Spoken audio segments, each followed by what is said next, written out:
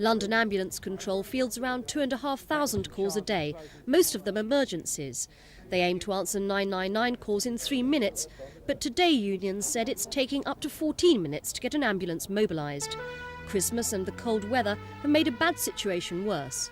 To use management's own words, we have reached crisis point.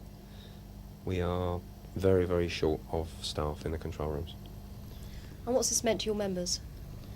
Basically that they're working too many hours on overtime, that they are covering for unfilled vacancies in the room, that they are being asked to do more than they should. Are we talking about life or death? Very much so.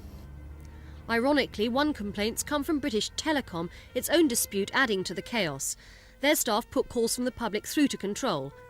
Ambulance management admit they're short of staff, but deny the public's at risk.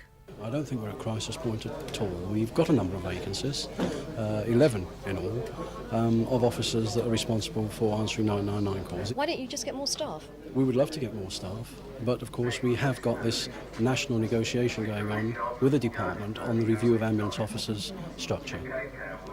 Do you think the public are suffering? There is no way that we as dedicated officers, or indeed ambulance crews, will allow the public to suffer. Are lives at risk? There are no lives at risk whatsoever.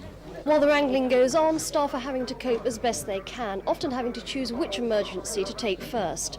So the advice is, if you are unlucky enough to have an accident, try and make sure it's out of town. Julie Clive at London Ambulance Control.